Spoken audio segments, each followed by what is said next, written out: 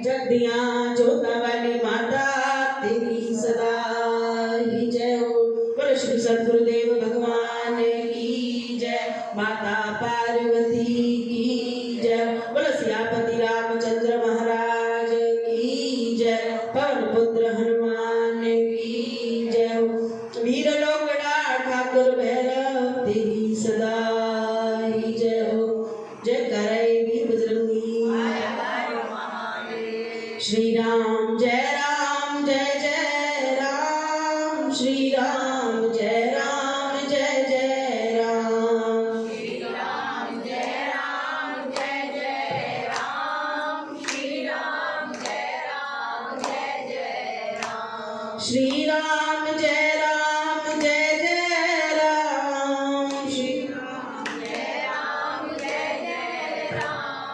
श्री राम जय राम। श्री राम जय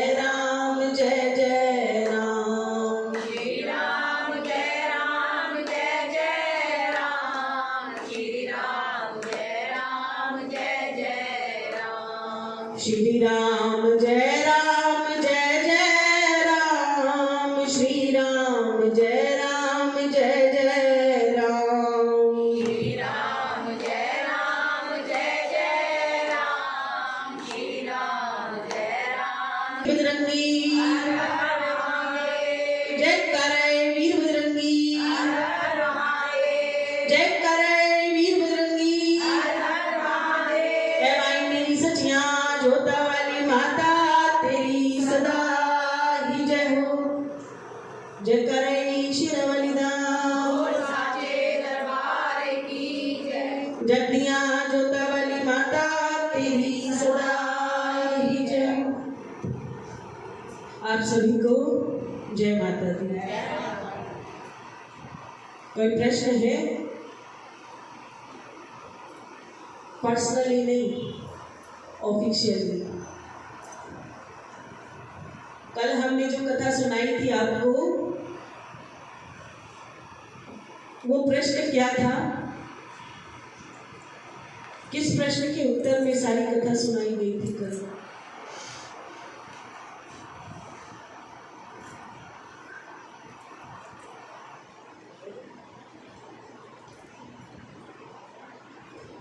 कथा का प्रश्न ये था कि हम भगवान के इतने करीब रहकर भी क्यों सूखे रह जाते हैं, क्यों सूख जाते हैं। हम भक्ति की राह पर चल रहे हैं, भगवती के श्री चरणों में जुड़ने के बाद भी हमारे ही जीवन में ये कष्ट क्यों आ जाते हैं। क्योंकि बहुत सारे लोगों को लगता है तो यहाँ से जुड़े या किसी भी भगवती के दरबार से जुड़े तो उनके जो निजी संबंधी होते हैं वो हमेशा उनको ताने देते हैं और कहते हैं कि इस भगवान ने तुझे दिया क्या है, तेरे टांगों में दर्द है, तेरे घुटनों में दर्द है, तुझे ये तकलीफ है, वो तकलीफ है, या हमारे जीवन में इतनी तकलीफ है और तू दिन रात इसकी सेवा करती है या इसकी भक्ति करती है। ऐसा एक निजी प्रश्न है जो हर भक्त के जीवन में आते हैं। तो जो कल हमने कथा सुनाई थी वो कुछ इसी प्रश्न के अनुसार थी। तो जो लोग आपसे ऐसा पूछते हैं और आप चाहो कि आप भक्ति करके अपने घर के सभी लोगों को फलीभूत कर सके, ऐसा संभव नहीं है। आप चाहते हैं कि कर्म आप करें और सारा परिवार उसका फल भोगे, तो ये खाना बनाना और खिलाना तो संभव है। वो भी अगर वो खाना चाहेंगे तो ही, अगर चाहत ही नहीं होगी तो आपका बनाया हुआ खाना वो नहीं खा सकते। तो भगवान की भक्ति भी जब तक वो मुख नहीं खोलेंगे, इच्छा को पैदा नहीं करेंगे, भक्ति का रस भी उन्हें प्राप्त नहीं हो सकता। कह दो जय माता दी। आज की कथा कौन सी सुनी? आज की कथा में बड़ा ही एक साधारण सा शब्द है जिसका हम और हमारे जहाँ जीवन में बार बार हमारे जीवन में ये बात आती है कि जो मुझे मिला वो तो चाहिए नहीं था। आपको घर मिला 90 गज का, आपको कितना चाहिए था? 200 गज का। मुझे लड़का एक मिला तो 7 मुझे चाहिए थे। मतलब जो मुझे मिला मैं उसमें ईश्वर तृप्त नहीं हूँ। कोई ऐसा है जो यहाँ बैठकर कहे कि मुझे जो कुछ भी मिल गया आज से पहले कि मैं बिल्कुल तृप्त हूँ, मुझे आपने बहुत सब कुछ अच्छा अच्छा दिया है। क्योंकि माँ भी जानती है कि बिना तृप्ति के तो यहाँ कोई जोत जगाता भी नहीं है कि भैया मैं तृप्त हूँ इसलिए जोत जगा रहा हूँ, ये तो वो भी जानती है। तो प्रश्न किस प्रकार का है कि जो मुझे आपने दिया वो मेरे लिए ठीक नहीं था। ऐसा एक शिष्य अपने गुरु के ही समक्ष रख दे, एक भक्त भगवान के समक्ष रख दे। ऐसे में जो कथा है, एक संत महात्मा अपने आराध्य का नाम लेते लेते कि नारायण नारायण नारायण नारायण ऐसा कहते हुए जंगल में भ्रमण कर रहे थे। और अचानक से वो एक पेड़ के नीचे बैठे और उनके हाथ में कुछ पानी की बूंदें आके गिर गई। तो संत ने उस बूंदों की ओर देखा और फिर पेड़ के ऊपर देखा कि एक पक्षी रो रहा था। तो कहा कि तुम रो क्यों रहे हो? उसको नीचे बुलाया, अपने पास उठाया और उससे उसके रोने का कारण पूछा। तो उसने कहा कि मैं भगवान से बहुत नाराज हूँ। भगवान ने तुम्हारा क्या बिगाड़ा है, तुम भगवान से क्यों नाराज हो? उसने कहा कि मैं इसलिए नाराज हूँ, सब बोलते हैं कि मेरी जो वाणी है वो मधुर, मेरी वाणी मधुर नहीं है, मेरी शक्ल सुंदर नहीं है, तो मैं अपने आप को देखकर रोता हूँ कि भगवान ने मुझे ये क्यों बनाया, बनाना था तो कुछ और बना देते। तो संत मुस्कुराने लगे कि अच्छा, अगर कौवा नहीं बनते तो क्या बनने का मन था। कहते ही कोई के सारे आंख के आंसू सूख गए। उसको एक उम्मीद नजर आने लगी कि शायद ये संत कुछ कर सकते हैं। तो उन्होंने कहा, आप तो ऐसे पूछ रहे हो कि जो मैं मांगू वो आप मुझे दे दोगे? तो संत ने कहा कि जरूर दूंगा, कि बताओ तुम क्या बनना चाहते हो। तो उसने कहा कि मैं थोड़ी देर तक बता दूं। संत ने कहा, मैं यहाँ पेड़ के नीचे बैठा हूँ, तू आराम से मुझे विचार करके बता दे। एक बार मैं तुझे वो जरूर बनाऊंगा जो तू बनना चाहता है। कह दो।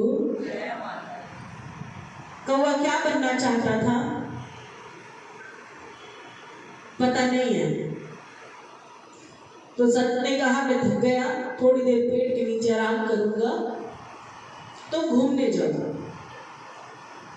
जो तुम्हें सबसे उचित और अच्छा लगेगा मैं तुम्हें वही योनि में ढाल दूंगा। कहा कि ठीक है। वहां से उठा और उड़ते उड़ते उड़ते उड़ते हंस के पास पहुंच गया। हंस की इतनी सुंदर काया, बिल्कुल सफेद, और उड़ रहा था। हंस उड़ते हैं ना। कौवे ने उसकी ओर देखा और हंस ने कौवे की ओर देखा, तो दोनों आगे नीचे बैठ गए। उसने कहा, बड़े सुंदर हो तुम। तो हंस ने कहा कि क्या सुंदर हो, कि कितने गोरे चिट्टे हो। कहते मैं गोरा लग रहा हूँ, मुझे तो अपने आप को देख के ऐसे लगता है जैसे कोई विधवा स्त्री हूँ। बिल्कुल सफेद, ना आंखों में रंग है ना पैरों में रंग है, बिल्कुल सफेद धुला हुआ भगवान ने मुझे बनाया। इतना सा भी रंग नहीं डाला मेरे जीवन में। ऐसा जीवन किसी काम का नहीं है।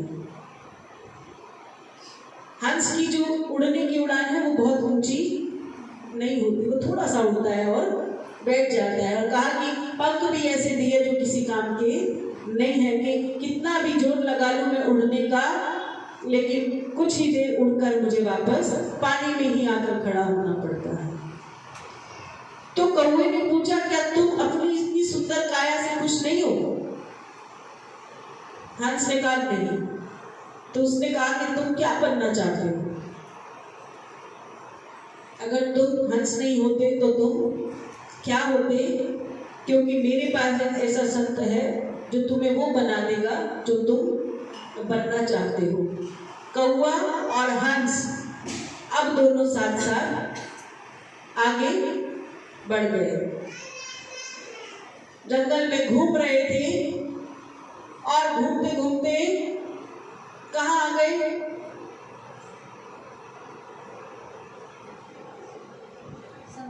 संत के पास। घूमते घूमते जब उन्हें कुछ समझ में नहीं आया तो वो एक पेड़ के नीचे बैठे, वहां एक तोता बैठा था। कह दो जय माता दी। तोते को देख के दोनों इतराने लगे और तोता भी उन्हें देख के इतराने लगा। कहा कि काश हम दोनों तोते होते। एक तो इनके पास दो दो रंग हैं और छवि भी इतनी सुंदर है। वो एक पिंजरे में बंद था, उसके मालिक ने उसे टांग दिया होगा। तो तुम दो तो बहुत सुंदर हो, बहुत लकी हो। कटोरी के अंदर पानी है, साथ में अमरूद कटे हुए हैं। तुम्हारी तो वाहवाही वाली जिंदगी है।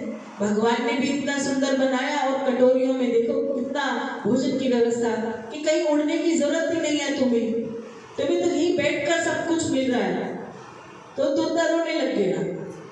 हंस ने कौवे को देखा और कौवे ने हंस को देखा और कहा कि ये क्यों रो रहा है? तो उसे बड़ा प्रेम भाव रखा और पूछा, भाई तू? कहता है ये भी कोई जीना है?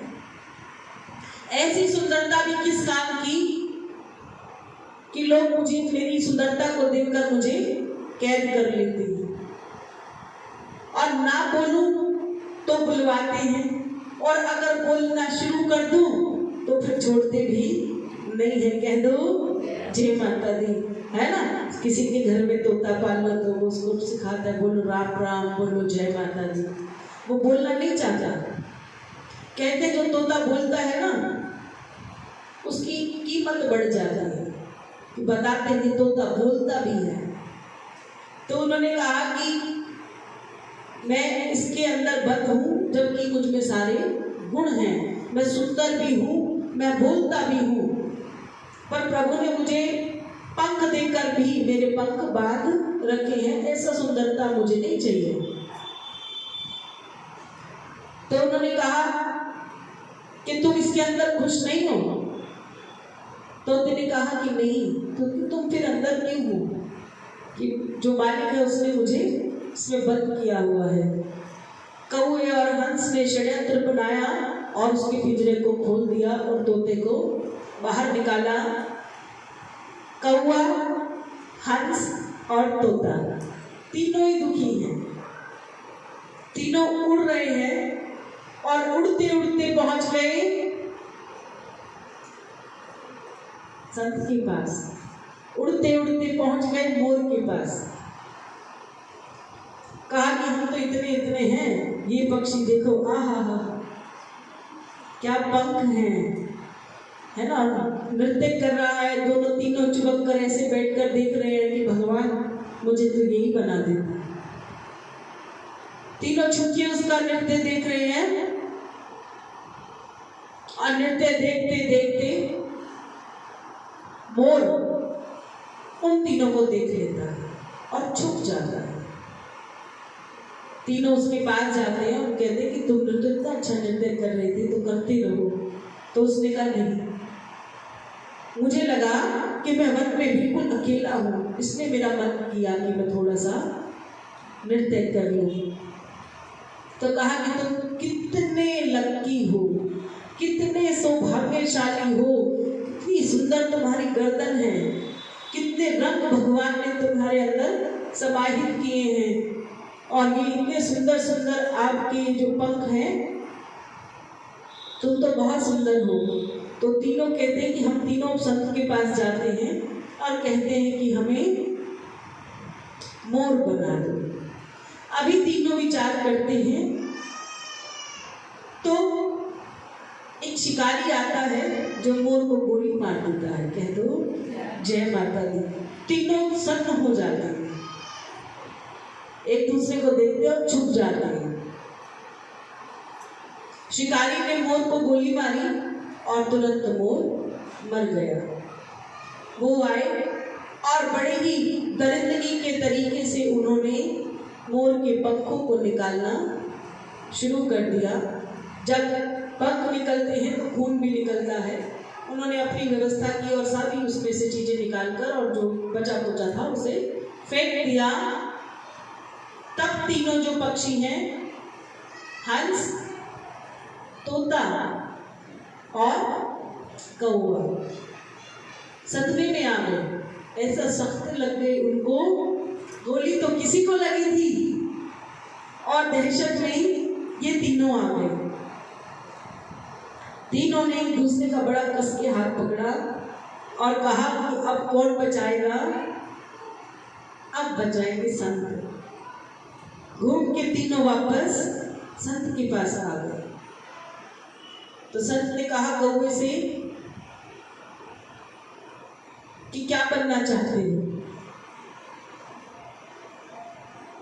जब मोर की व्यथा सुनाने की बारी आई कि बनना तो मोर चाहते थे और सारी कथा कह सुनाई, तो वहां मोर का एक और बच्चा भी था जिसने इन सबकी बातों को सुन लिया।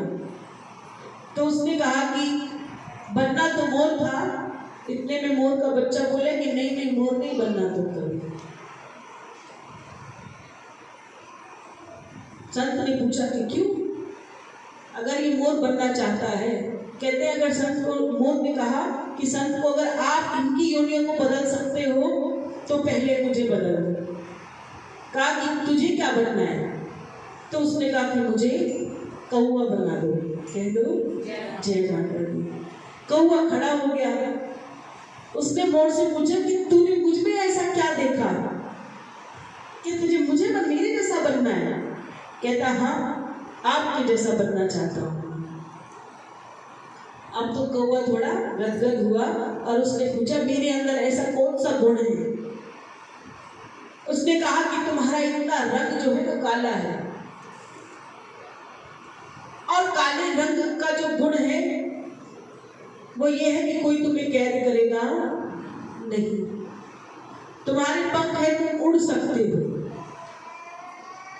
और जो तुम्हारी काका करने वाली जो जुबान है उसकी वजह से कोई बहुत ज्यादा तुम्हारे नजदीक आता ही नहीं है।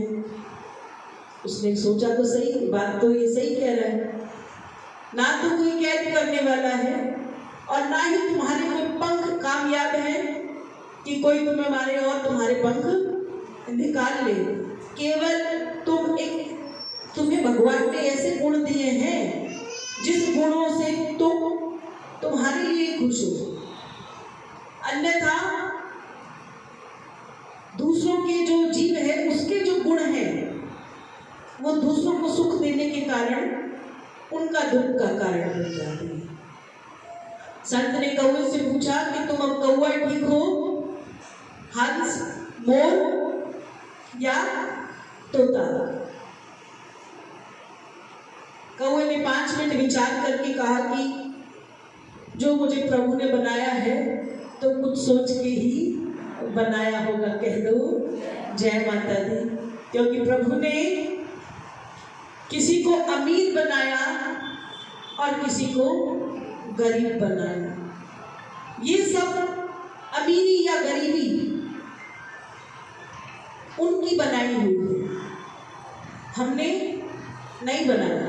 नहीं तो हर कोई क्या बनना चाहता है?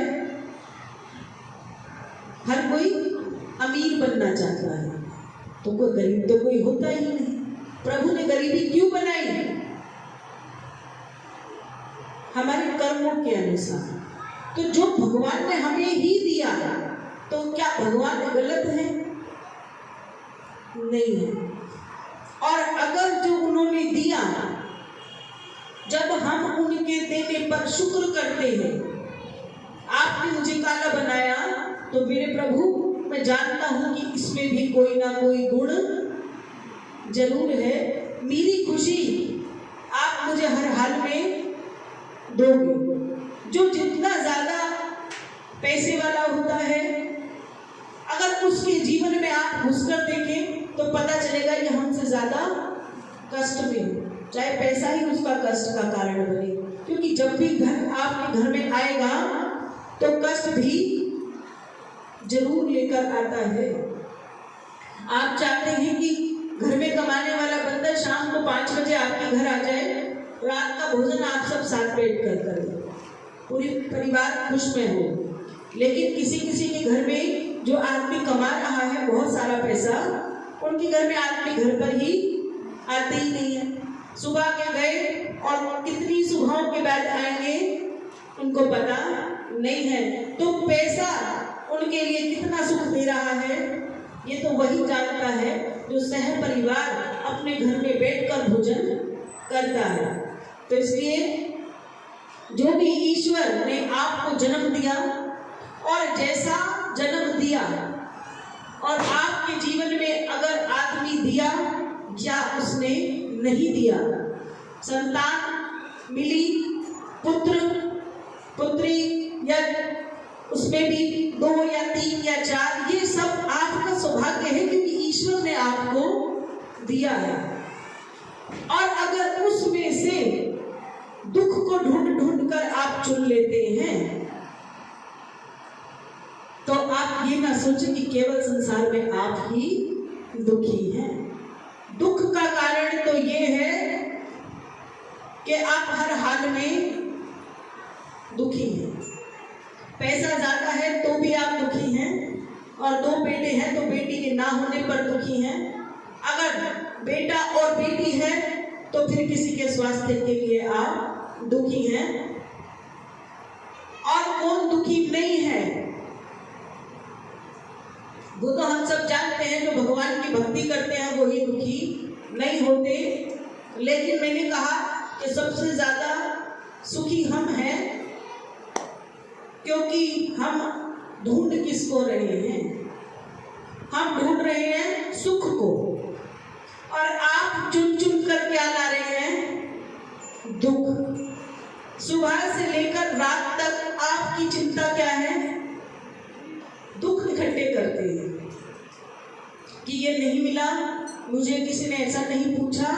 तो आपकी जो बास्केट है, टोकरा है, उसमें आप क्या भर रहे हैं? दुख। तो आपके पास है क्या? दुख। चाहते क्या हो? सुख। अब जिस बर्तन के अंदर, जिस पात्र में सिर्फ केले ही रखे हैं तो उसमें अंकुर नहीं आ सकते क्योंकि आपने जो आपने एकत्रित किया है वही आपके पास आएगा। अब सुबह से लेकर रात तक में ये तय करना है कि आपके पास ऐसा क्या है जिसने आपको सुख दिया। तो कल भी कह रही थी कि जब बेटा पैदा होता है तब हम हिजड़ों को नचवाते हैं, उस दिन वही सुख है। लेकिन 20-40 साल के बाद वही अगर हमें सुख नहीं दे रहे तो वही हमारा दुख है। तो ये आप ही को तय करना है। तो जो लोग ऐसा विचार करते हैं कि भगवान ने हमें जो दिया वो हमारे लिए ठीक नहीं है, छोटी सी कथा के माध्यम से आपको यही समझाने का प्रयास है कि इसी का मूल मंत्र है कि आप शुक्र करो।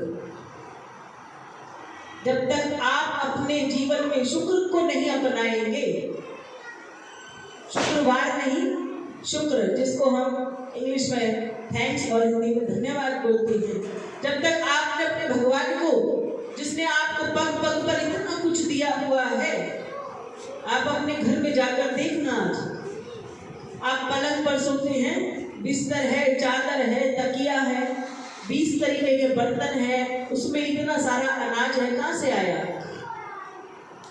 पता सभी को है, साथ आप लाए नहीं थे।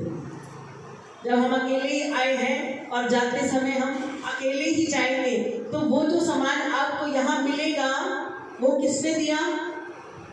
भगवान ने दिया है। आपका अपना है। अगर अपना होगा तो आप उसे साथ जरूर लेकर जाएंगे। लेकिन हम उन्हीं चीजों का धन्यवाद करना बार बार भूल जाते हैं, नाशुक्र हो जाते हैं कि ये तो मेरा है, मैंने कमाया। अगर तूने कमाया, भगवान ने तुझे विद्या नहीं दी, तेरे पास वो गुण नहीं आया, तूने पढ़ाई नहीं की, उन्होंने पढ़वाया ही नहीं, नौकरी उन्होंने दिलवाई नहीं, तो धन तेरे पास नहीं है। यानी नीचे से मूल जो है, जड़ है हमारे जीवन की, वो ईश्वर की ही कृपा है। तो कभी आपके पास जो चीज है उसके लिए कभी ईश्वर को ये नहीं कहना कि आपने उसको ज्यादा दिया और मुझे कम दिया। आप देखना, आप 15-20 दिन तक ये वाला मंत्र भी रोज बोलना कि उसको ज्यादा दिया, मुझे कम दिया। आपको मन में बेचैनी होने लग जाएगी, लगेगा मेरा बीपी फ्लक्चुएट हो रहा है, पता ही नहीं है बढ़ रहा है कि घट रहा है। अगर सामान्य रोज आप कहो कि जो तूने दिया उसका शुक्र है, क्योंकि आपका कुछ भी था नहीं, तो ये दुख का कारण क्या है कि जो कुछ है वो मेरा है और मैंने ही उसको दिया, मेरा उसने वापस नहीं दिया, मैंने ये किया, मैंने ये किया। ऐसे ही बोलते रहते हैं हम बार बार, सुबह से लेके रात तक। और भगवान अपना सैटेलाइट से आपको देखते रहते हैं और कहते हैं कि सब कुछ तो मैंने दिया था, मेरा तो इसमें कहीं नाम भी नहीं लिया। तो इसलिए वो कहते हैं अब अपनी लड़ाई खुद लड़ो। अगर कहा कि सब कुछ ईश्वर आपने दिया, आपका धन्यवाद है, तो ये छोटी सी बात है। जितना ज्यादा आप शुक्र करते चले जाएंगे, भगवान आपको सुख सुविधाएं और ज्यादा देते चले जाएंगे। तो ईश्वर के आगे कभी भी ऐसा नहीं जताना कि जो आपने दिया है उसने ज्यादा का हकदार मैं था, क्योंकि ईश्वर की जो देनदारी है वो बिल्कुल सीधी है। वो वही देते हैं जैसा आप अपने कर्मों के द्वारा पाते हैं। पिछला जन्म है तो पिछले जन्म से ही सही, और ये जन्म है तो इस जन्म से ही सही, लेकिन मिलेगा वैसा ही जैसी आपकी पात्रता है। गलत को गलत ही मिलता है। आप मत सोचना कि अरे हम तो इतनी भक्ति करते हैं, भगवान हमें नहीं दे रहा, और ऐसे ऐसे पापी बैठे हैं जिनको बहुत कुछ मिल रहा है। ये भी आपकी सोच बिल्कुल गलत है, क्योंकि आप जिसकी पूजा कर रहे हैं आप उसी के ऊपर प्रश्न भी कर रहे हैं। कह तो उसे भगवान रहे हैं, पर जो आपका व्यवहार है वो तो आप स्वयं भगवान हैं। आप कह रहे हैं आप गलत हैं। जैसे कि कोई हम ही को कह दे कि जी उसकी दुकान ज़्यादा अच्छी चलती है, उसका काम ज़्यादा अच्छा चलता है, ये सामने वाले का वो तो कुछ नहीं करता, मैं तो फिर बेजोर जगाता हूँ। भाई मत जगाओ आप जी, उसको ऐसी जो चाहिए ही नहीं है आपसे, आप मत जगाओ, कोई काम मत करो। 15-20 दिन अनाथों की तरह रहो, ना तुम्हें जोत जगानी है, ना तुम्हें भोग लगाना है, ना तुम्हारे घर में भगवान है। ऐसे अचानक से सोचो कुछ नहीं है 1 महीने के लिए, वो वाला जीवन जी के देखो, फिर 1 महीने बाद वही वाला जी लेंगे जैसा मैं आपको कह रही हूँ। अब पता चलेगा कि भगवान ने 1 महीने में आपको पता चलने लग जाएगा। ज़्यादा दिन की दूरी नहीं चाहिए। जो लोग जोत नहीं जगाते, पाठ पूजन नहीं करते, या किसी ऐसे उसमें चले जाते हैं जहाँ जोत बत्ती भी नहीं अलाउ है कि भैया सिर्फ आप नाम सिमरन करो और आपका बेड़ा पार हो जाएगा, तो जोत तो जग रही है कि इस वातावरण को सुंदर बना सके। तो जब तक हमारा वहाँ मन ही नहीं लगता ना, हम मंदिर भी साफ चाहते हैं, अपना घर भी साफ चाहते हैं, बाहर के मंदिर भी हम साफ चाहते हैं कि हम इतनी दूर से जा रहे हैं कहीं दर्शन के लिए, तब हम क्या चाहते हैं वो मंदिर साफ हो, ताकि हम वहाँ बैठे तो हमारा पूजा में मन लगे। तो पहले तो जो जोत आप अपने घर में जगा रहे हैं वो घर को सुंदर बनाने के लिए जगा रहे हैं, और जैसे जैसे वो जोत जगती चली जाती है तो माँ भगवती की जो हृदय रूपी भावना यहाँ जब पैदा होती है तब अंदर की जोत जगती है। तब दोनों काम बराबर के हो जाते हैं कि एक जोत आपने घर के लिए जगाई और एक इस घर के लिए, इस घर को भी तो उतना ही सुंदर बनाना है मुझे प्रभु जिसमें आप वास करते हैं। एक ये घर है और एक ये घर है।